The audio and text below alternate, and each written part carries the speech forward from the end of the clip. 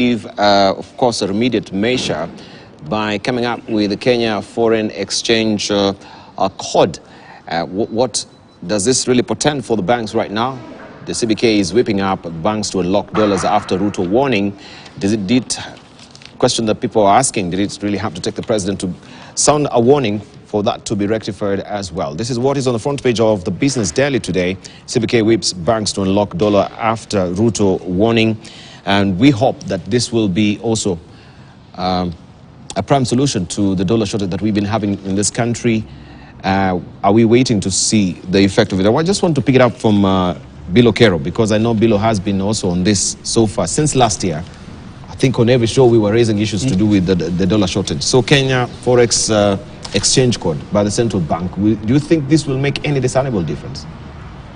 I've tried to understand what this code is about, but I don't see what exactly it is. But it is about, they're trying to discourage the banks from creating this parallel market. You know, the official central bank rate of 129, 130, and then the banks, you know, they have their own rates getting at 145. You know, this is what they're trying to discourage the banks from doing, and it's because they know that the banks are the ones who are selling at that 145. I mean, you're telling a customer who has $100,000 in his account, you know, can you sell us that dollar? You know, and they push the customer to sell the dollar to them at 130 or something, but at the same time sell the customer at 140, 145. I think that role of banks, you know, in the way they're handling that information regarding pricing and what they're trying to, so it's a way to try and scare the banks not to, so that this spread between the two is reduced. But I don't see whether it's not a very easy thing to monitor really, in terms of, you know, central banks out there trying to control, because the situation is here. Exporters have got money. The central bank says there's about 900 billion. You know, money is there in the $9 billion equivalent, $8 billion, $9 billion equivalent in our accounts. So I have money, I'm an exporter, I have money in my account in dollars, but I don't want to sell. I don't want to sell because, you know, I'll get 130 when I know if I want to buy it tomorrow, I'll have to pay 140. So why should I? I'll keep my money and use. So this is the situation. And the problem is about the interbank forex market, which was killed by the central bank. This whole problem was created by central bank. And the government knows the issue is about protecting the external debt redemption, you know, cost of the government. Because we have a situation where if the shilling goes down by 1 in terms of its value, then you will pay an extra 40, 50 billion shillings to service your debt, you know. And so central bank coming up in effect with the control of the forex price, saying this is the rate, 130. 120, they started 118, 116, 118, 120, 129. They have had their fixed rates and telling the banks you cannot buy at anything other than this. But because the demand is out there then, so then the parallel market came up. And so this is something which the government knows. And I think this posturing will not necessarily resolve the issue. But for me, the issue is not only about the pricing, it's about availability. Availability can only be resolved if the government lets go, you know, of this control that they have on the forex pricing. You know, once they leave this pricing to the market, I think the availability issue will be addressed.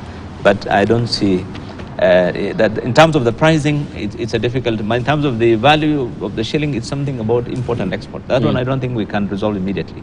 Our exports have been declining. Tourism has collapsed. Flower industry, the main, whatever, it's also not doing very well because of the economy in Europe. The tea, the coffee, everything is down.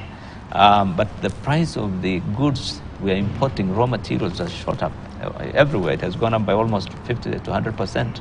Petroleum, other food imports, every import, the cost of raw materials, metal, everything, you know, ask the manufacturers. So that's where the dollar demand is going up. So I don't think you know, the policies of the central bank will immediately translate into maybe what they're trying to do on the petroleum might help, but let's see. On the front of petroleum, where now the import will be paid in the Kenyan shillings as opposed to dollars. Delaying, it's kind of a delaying. You're kicking the can down the road, you're delaying the payment. So we will not immediately need dollars to import fuel for that this month and next month. It's just a band-aid solution for... Well, yes, I think so. But it's a right way to go, isn't it, moving forward? Any way you can to try and you bet.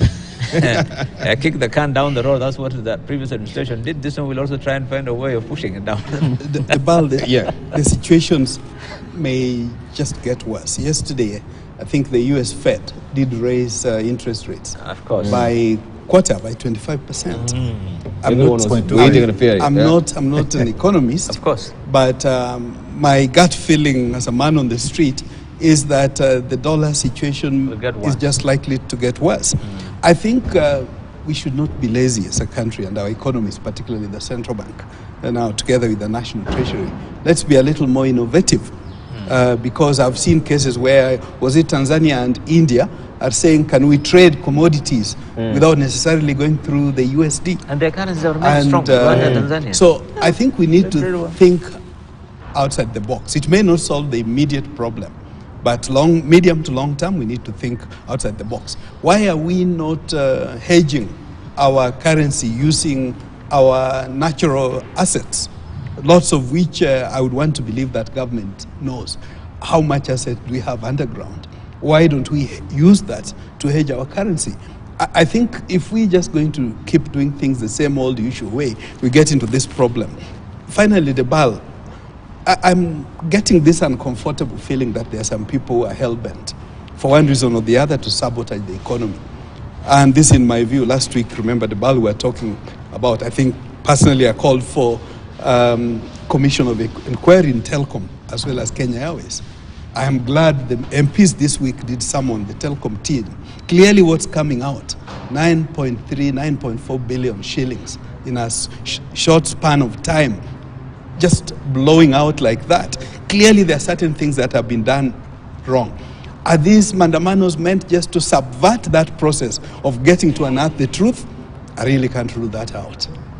So there could be people trying to sabotage the economy, which in my view is a criminal economic crime, or an economic crime, criminal offense. Okay. Shabal, on the dollar shortage? I think my senior colleague summed it up very well in discussing the import-export balance.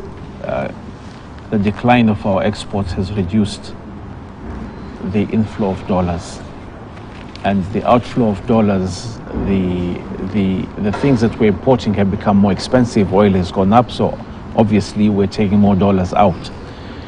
The fundamental challenge that we have as an economy is that for every $100 that we make as a country, more than half of it is going out in debt repayments.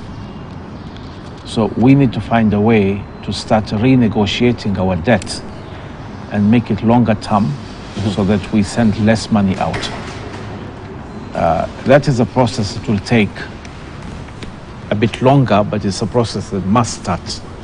But this gymnastics that we're trying to do of trying to control currency rates, it doesn't work. It's never worked anywhere. And no government has ever been able to really force a rate, an exchange rate. And when you try that, it creates a parallel market or what they call a black market. So I think we need to address the fundamental issues in our economy. Kenyans should brace themselves for a stronger dollar.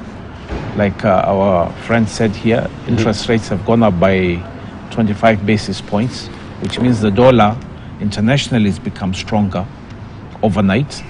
So naturally, the Kenya shilling exchange rate will go south for us. You'll have to pay more shillings to get a dollar. And that situation in the next 1 year or so is only going to get worse. So we as a country need to see what do we need to do to start addressing this imbalance. It's not an easy job. It's a difficult situation. Patrick. Bilo talked about that, and I know actually it was Shem who talked about that issue of the adjustment in the interest rates in the US. What that does, it sucks up dollars into that country. Very, very, just sucks dollars out. And what has happened, if you look at the stock exchange in Nairobi, right? Money has been sucked out because it can make money elsewhere. The dollars can make better money out there than it used to here. So what is happening? Our economy is getting weaker, and the dollar, investors who used to come here because it was better to put dollars in Kenya, are taking it out where they can make more money, and there's better stability in terms of investing that dollar. So we need to really be careful what we do in this country, because those plays that are happening outside are much stronger than the plays that are happening in this country. And if we cannot begin to, if you can't stop the flow, the necessary flow of dollars out, including the payment of debt, right, the renegotiation of debt and everything else, so we minimize the outflow, we strengthen the various parts of the economy that can generate dollars, right? We substitute manufacturing by importing materials into Kenya. Instead of strengthening the manufacturing to be so big that our manufacturers are able to export, right? And these are things that we should be focusing on in terms of ensuring that our dollar dependency begins to balance out much better. Currently, we've only got 2 or 3 income streams in terms of dollars, right? We've got the horticulture, agricultural sector, you've got tourism, and then you've got the diaspora bringing money in. 3, that's it. The other 2, which are dependent on the global markets, we have no say on at all on that. And even the diaspora, if it makes it better to invest that dollar in the US and here, that diaspora money will begin to shrink, right? The diaspora money was coming here a lot because Kenya was seen as a good destination to invest. And there's a lot of push for the diaspora to invest in Kenya. Look at what is happening in Ethiopia. Most of the investments and the dollars going into Ethiopia is from diaspora investing in real estate and the business in Ethiopia to build it up, right? And if you mess that up, that is a big thing that can stop flowing into the country. So we need to cure, first of all, the fear in the country around the movement of dollars. So freeing up, getting an interbank rate and so forth, and allowing the economy to determine that, and let the central bank hook up the issues that it normally works with. Interest rate this, so forth and so on, the things that it can, the levers it can use to play around to change the economy. Let it focus on that. And I think bringing back the interbank rate to be really good. Let it tell you really where the value is, rather than trying to peg it at a value that that really, in my view, may not be realistic.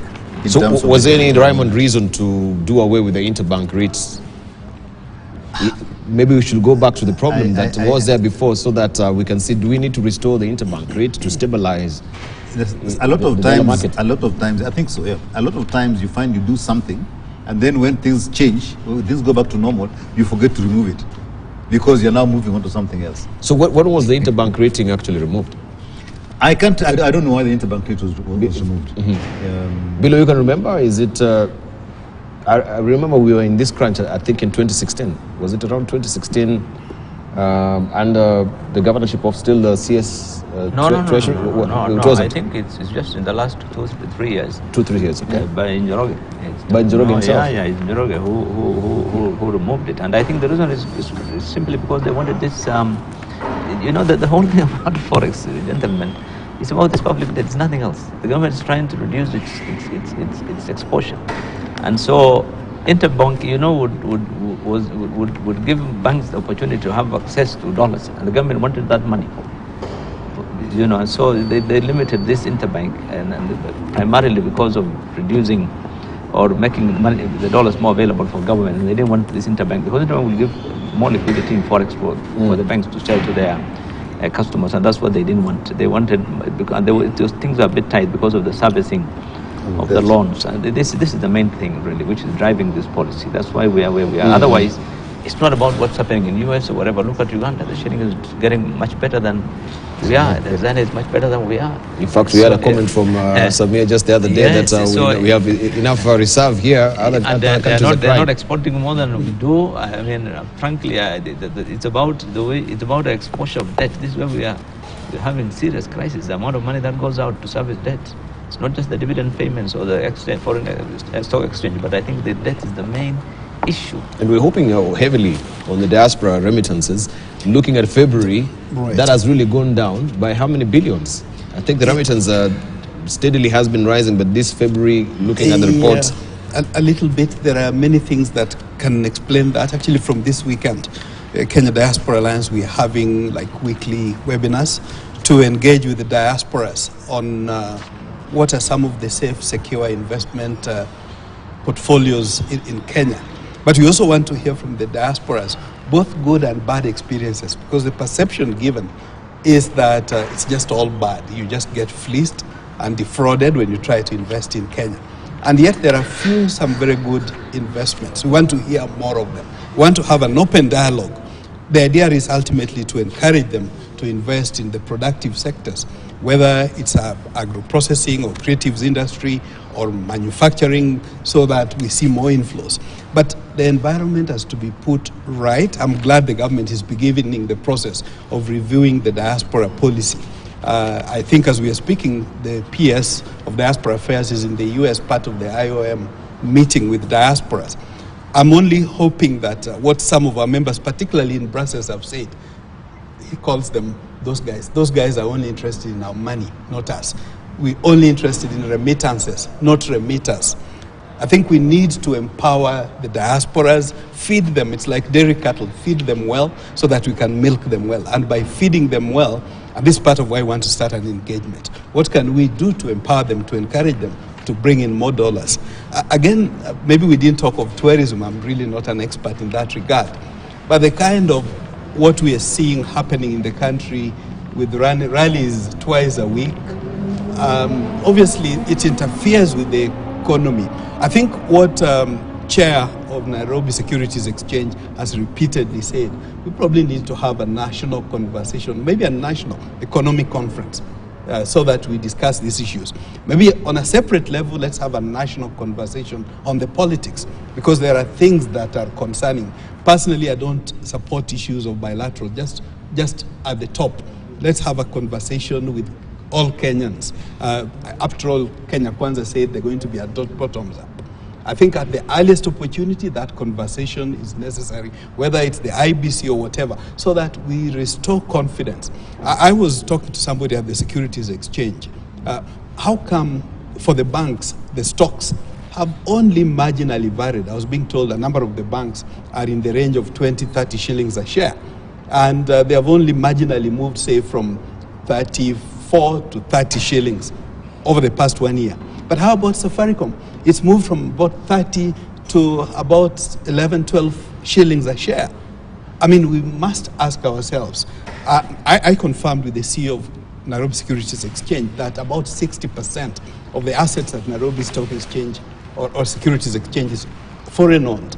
I think this is something that as Kenyans we need to talk about, both at home and outside. I think that's a very precarious situation to be in, so that when foreign investors just decide to have a capital flight, then we get into the situation where we are in. But of course, in a light touch, they say that someone's poison is the other's meat. I keep telling my friends this is the time to buy shares in Safaricom when it's really down. But I think at the end of the day, the fundamentals need to be right. And I think for Safaricom, for me, the fundamental is right. The sector it's in is likely just to grow, not go down, as long as things are done right. But more important, let's improve the environment so that there can be more dollar inflows. So I wanted just to also to paint a picture of why the remittances have really gone down. If we, right. Is this still the externalities that the shocks that we're having, that now it's never really gone this low? Yeah, I think Debal, part of the problem is that we are not very good in data. Even though we have Kenya National Bureau of Statistics, diaspora, despite its import, has never been sufficiently studied. Anything that one would say at the moment would be speculative, because we've never done a diaspora census. We've never done kind of looking at what one may call the dynamics of which parts have gone down, which parts of which corridors. Say, is it the Gulf corridor which has gone down? Is it the US corridor, which is the major one? It contributes more than 50%, actually nearly 60%. And why is it going down? I think some research needs to be done in that. For now, maybe, I really don't know. Of course, the war, the Russia-Ukraine war, the disturbance in the the global market could have a hand in it. But maybe for the Kenyan case, we need to check a little more to find out what is it that's causing this, and is it something that we have control over or not? My former boss, President Kagame, used to tell us that don't worry about things you have no control over. But maybe in this case, we have a control over. I'm glad that KRA, together with Diaspora Affairs, are engaging diasporas. I must admit that the most difficult institution to sell for diasporas in this country is KRA. So that Foreign Affairs has grabbed the bull by the horn and gone with them to the US to talk with diaspora is good. But we need to go beyond just talking. Let's give some real sweeteners, not just some decorative incentives. This is why I wanted to come to you now, Mheshimiwa Shabal, from the East African Legislative Assembly, because we were talking about also the common currency, which has not really picked up until now.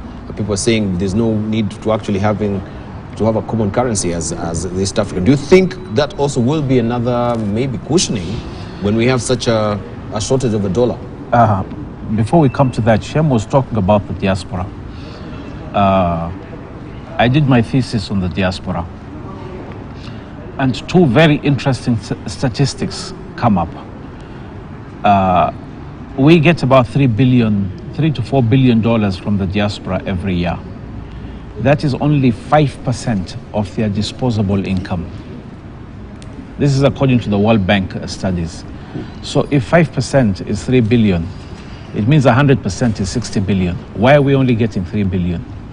Because there are no incentives for Kenyans to come and invest here. Right. Second thing is, 70% of Kenyans abroad who have invested in Kenya are unhappy with their investments. Why? Because they depend on family and friends to manage their investments. So some poor guy working very hard in Houston thinks he's building a house in Kenya. Kumbe, these are photographs of somebody else's house that is coming up. And then he comes here and realizes that there is no house and he's been saving for it for the last 10 years. So Kenya needs to move into creating investment vehicles that will serve the diaspora. Now, we don't need to reinvent the wheel. India has what they call the NRI business, non-resident Indian, which gave them the tax incentives, which gave them the investment schemes, which gave them everything. India was borrowing at 9% in international markets when dollar rates were at 0.5% abroad. So it made sense for them to reach out to the Indians to bring the money back. I have been trying to get this idea, to promote this idea that we need to look at the NRI model, because the Indians have started it, the Pakistanis, the Egyptians, the Filipinos, everybody who has a large diaspora used this policy to bring back investments into the country. Fortunately, now we have a PS in charge of the diaspora, Rosalind Njogu. And I've had discussions with her, and I'm hoping that this government will have a more proactive approach towards the diaspora. Nobody wants to have a double taxation. You see, you pay tax because you get benefits, social benefits and services from the government. But if you're in the US and you're paying tax there should be some tax breaks that you get on your investments here. So it's not a question of reinventing the wheel. The precedents are there, they work. We just need to find a way to customize them for our local economy. Then we will see more money coming from our diaspora abroad. And like I said, if they're sending 5% and that's 3 billion, and that 3 billion is supporting our economy now, can you imagine if we find a way to bring in 50% of diaspora money into Kenya? We'll change this economy. Sure. Now, coming to the issue of monetary union at the East African Assembly, we still have serious challenges because there's still a lot of push and pull. There's still a lot of suspicion between the various countries. And I've just joined the Assembly, and I'm the chairman of the Communication, Investment and Trade Committee. This is what I'm trying to push very aggressively, that it is in our common interest to have a stronger currency for all of us. But more important than just the common currency is to completely try and reduce as much of the barriers, the trade barriers that we have between us. And sometimes, you know, government institutions act in a very irresponsible way. We have a shortage of milk here, and then you find we're banning milk from Uganda. So immediately the Ugandan MPs send me, look what your people are doing. And 2 days later, that ban is revoked. I cannot understand how these sort of things happen. Fortunately, when this happened, I call our minister, Rebecca Miano, and she immediately acts on it. But these type of non-tariff barriers to us are more important than the monetary union right now. So let us stay focused on what is important. Let us work on those that are less important and make sure that the East African common market becomes a good thing for all of us. And we're working at it. It will take a little bit of time. But, you know, look at what happened to the European Union. Yeah. Once you open up your market, then it becomes a much bigger economy. So it's a step-by-step progression. We'll get there. We'll get there. Patrick? I think talking about monetary union here, that can only come when there's trust. And as Mheshimiwa said, where you've got all these non-tariff barriers coming up and whatever it is, and all of a sudden you're banning chickens or eggs from Uganda to come into Kenya and vice versa. When you do all that, nobody's going to even think about monetary union. And once all that's done, right, then monetary union becomes the next thing, and that only works on easing trade. That's the case. But if trade is compromised, monetary union will not work. And I think that the key thing here within the East African context is to make sure that all these non-tariff barriers, and there are a lot of them that keep popping up. Standards is a big one that we have. And then, you know, small skittles that happen here and there. And then the sort of the recognition of qualifications so that you can have services moving across the region. A whole host of things that need to really be sorted out. They are simple. But the biggest deterrent to these things is the private sectors in those countries. They're the ones who are trying to get into protectionism in its own country. And so when something is going to happen in Tanzania that might sort of mean Kenyan goods going to Tanzania, the private sector say, no, these guys, they're going to come and, you know, overwhelm us, stop them. And so that ministry puts up something that then becomes a non-tariff barrier. And the same thing, you know, with us in Kenya. Yes. Chickens, or eggs from Ugandan chickens. We try to stop that. But if they're good at making eggs and, you know, and chicken at a much lower price, we should learn from it and start doing exactly the same thing, rather than stopping them from coming in. Yeah. And then also when you can start having sort of, I think, a better discussion at the top level around how can we make a particular country a center of excellence for X, right? So that they become really good at it and they set the pace for all the other countries. So that if Uganda, say, becomes the model for textiles because of cotton, and they have a very good cotton, you know, sort of a full value chain for cotton, all the way to exports. If they can set that up, why can't you do the same thing in Luo Nyanza, where cotton used to be the big, you know, very big crop, and you had Kikomi, which used to walk across the places. So I'm with you 100%. I mean, monetary union is not going to happen until trade becomes even across the East African region. Then we can begin to move to new levels. But I believe there is a challenge that is coming up, that this issue of monetary union might be accelerated in a different way. When you have digital platforms that make it unnecessary to have money anywhere, what will happen? I'm not talking about Bitcoin, but I'm just talking about a digital platform that allows you to trade without worrying about what currency you're trading in, right? And you could put it in Kenya shillings, it comes out in Uganda, in Tanzania shillings on the other side. But me, I trust that platform because it's working with everything. Once that happens, I won't even think about Kenya shillings. And those platforms are slowly beginning to come up, where they're actually allowing trade. We have someone already that is doing trade between the border between the market traders on both sides of the border. There are platforms already that have automated that kind of trade across the different borders. I think between Kenya and Uganda, Uganda and Rwanda, and I think it's just starting up now between Kenya and Tanzania. And once that happens, at a certain point, the currency will not become will become a non-issue for most people. And then the movement into money unification will be much easier. Maybe even a subject to broach, because you've raised also a very good point, and I think Shemo Chodho had touched on it, and I just want to bring it to Bill Okero. The issue of a barter trade, because I think something is happening with climate financing, especially where we have sovereign debts that we cannot really service, and it's really, with the dollar shortage as well, really affecting us. How then do we broach the issue of balance trade, barter trading, barter trading, using our assets here and even within the East African community, so that we can try and solve this issue also of a dollar shortage? Not only within the East African community, I think we have a chance to do in many other areas. For example, one of our largest exports is tea, and our largest customer is Pakistan. And Pakistan is one of the major exporters of rice, and there's no reason why the government, which is now importing 900,000, I don't know, about 1 million tons of rice, should not import that rice from Pakistan without having to go through this kind of barter. It's an easy thing that can be done. If we don't get our priorities right. For example, Pakistan is our biggest tea customer. But ask this government about Pakistan, they have no idea where it's located.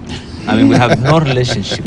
When I was in Parliament one time, I asked the Speaker, can we, the Pakistan ambassador told me he has written several times to the Speaker, asking for a delegation to visit, parliamentary delegation to visit Pakistan.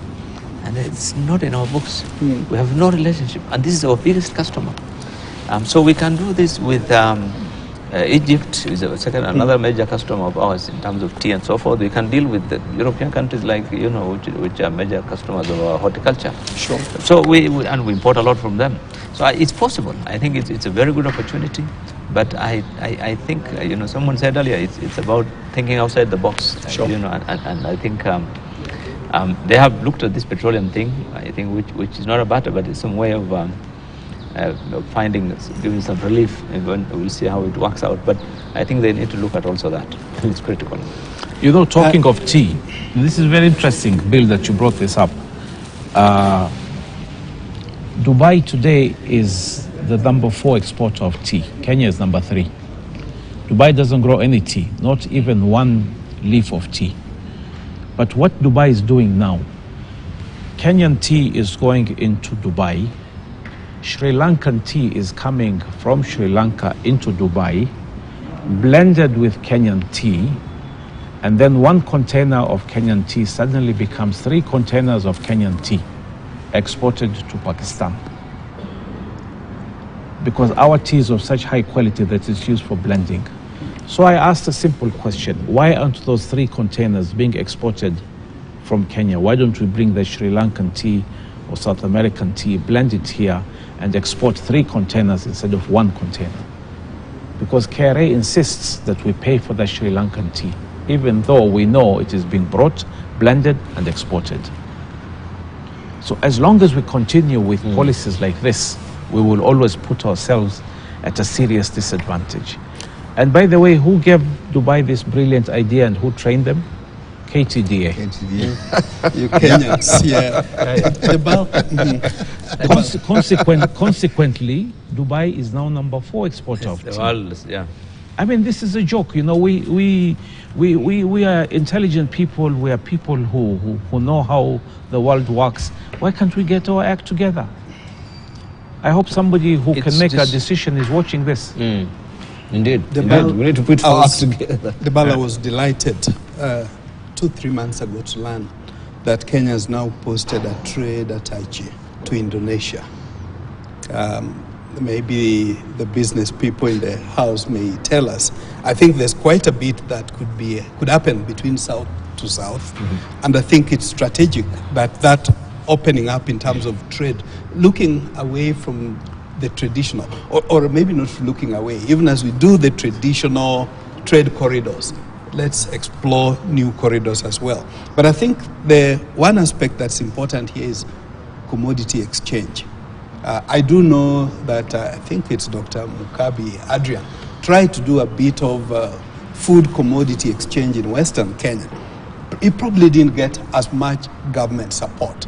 But I think even within the country, between our counties, within the region, when we talk of tea to Cairo, to Egypt and Kenya, within the context of the Africa Continental Free Trade Agreement, incidentally, we're meeting with them in Abuja in a month's time, the Global Africa Diaspora Summit that's taking place.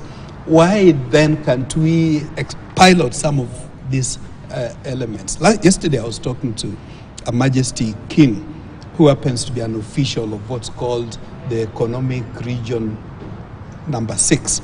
There is, some may have heard, maybe others haven't, of the Africa Diaspora Central Bank. This is constituted by African kings and queens, princes and princesses, about 6,000 of them. And these guys are already trading in the currency they call Lami.